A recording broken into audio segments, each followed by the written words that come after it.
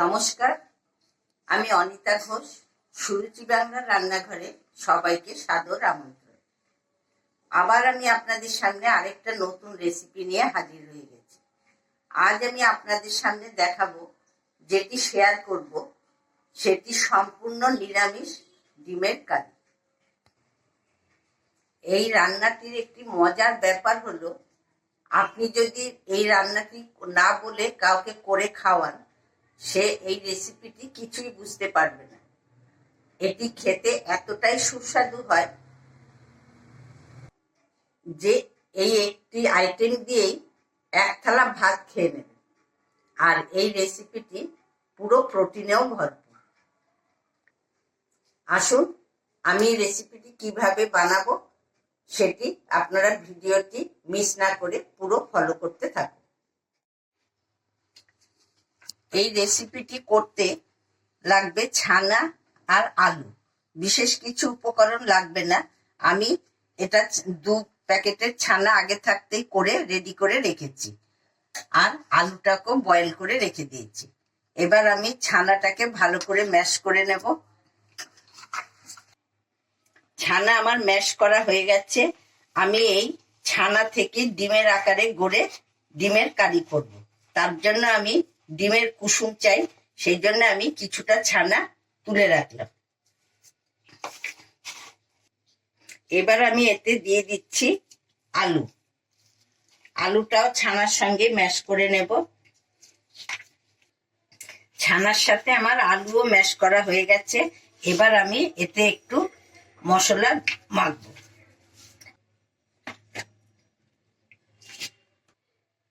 এবার আমি এতে দিচ্ছি 3 চামচ ময়দা, 3 চামচ বেসন, সামান্য একটু লবণ। এবার আমি ময়দা, বেসন, লবণ সব দিয়ে আমি এটাকে আবার ভালোভাবে ম্যাশ করে নিচ্ছি। ডিম, আলু, ময়দা সব দিয়ে আমি এটাকে পুরো ভালো করে আবার মেখে নিলাম। আমি যে ছানাটি রেখে দিয়েছিলাম তুলে, তাতে আমি একটু হলুদ গুঁড়ো দিয়ে এটা আমি কুসুম তৈরি করে নিচ্ছি। আমি ডিমের ভেতরে কুসুম দেওয়ার জন্য কুসুমগুলো আগে থাকতে রেডি করে নিচ্ছি। এবার আমি এই ছানা দিয়ে ডিমের এটা তৈরি করে নিচ্ছি। এরকম ভাবে ভালো করে এটাকে বাটির মতন করে নিলাম। তারপরে আমি এটাকে চেপে, যেমন কচুরির পুর ভরে তার ভেতরে এই পুরটা আমি দিয়ে দেবো। এই পুরটা আমি ভেতরে এইভাবে দিয়ে দিলাম। তারপরে এটা ডিমের আকারে গড়ে নিলাম।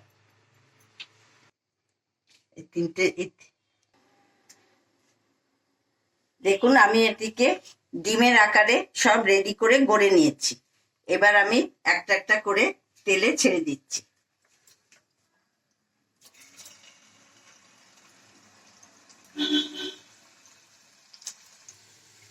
দেখুন, এগুলো আমার পুরো ব্রাউন কালারের হয়ে গেছে।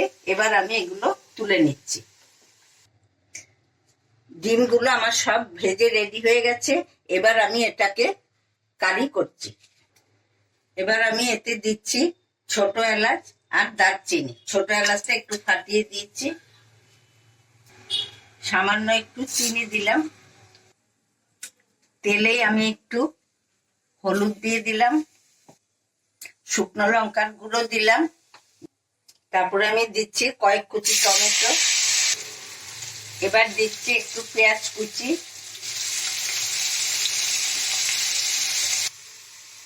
এরপর দিচ্ছি আদা গুঁড়ো, জিরে গুঁড়ো। এরপর দিচ্ছি পেঁয়াজ বাটা। আমি একটু সামান্য জল দিয়ে মশলাটা ভাজা ভাজা করে নিচ্ছি। এরপরে দিচ্ছি নুন। মশলা আমার ভাজা ভাজা হয়ে গেছে। এবার আমি এতে জল দিয়ে দিচ্ছি। জল আমি বেশি দেব না, কারি করব, সেই জন্য কম জলই দিলাম। গ্রেভি আমার রেডি হয়ে গেছে। এবার আমি এতে দিচ্ছি গরম মশলা, তারপরে দিচ্ছি 1 চামচ ঘি। এখন আর আমি চিনি দিলাম না, তেলেতে চিনি একটু বেশি পড়ে গেছে, আমি আর এখন চিনি দিলে এটা আরো মিষ্টি হয়ে যাবে। এখন আমি একটা একটা করে ভাজা ডিমগুলো দিয়ে দিচ্ছি।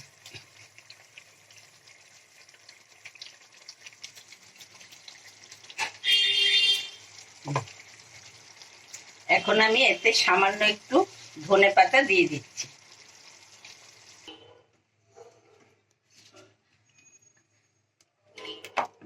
এটি আমি এবারে বোলের মধ্যে ঢেলে নিচ্ছি। দেখুন ডিমের কারি, নিরামিষ ডিমের কারি আপনাদের দেখেই মনে হচ্ছে কত লোভ হচ্ছে, কখন খাবো মনে হচ্ছে। মাছ মাংস ছেড়ে দিয়ে আপনারা এই রেসিপিটি দিয়েই খেতে থাকবেন। আমার এই রেসিপিটি যদি আপনাদের ভালো লেগে থাকে তাহলে বাড়িতে একবার ট্রাই করবেন।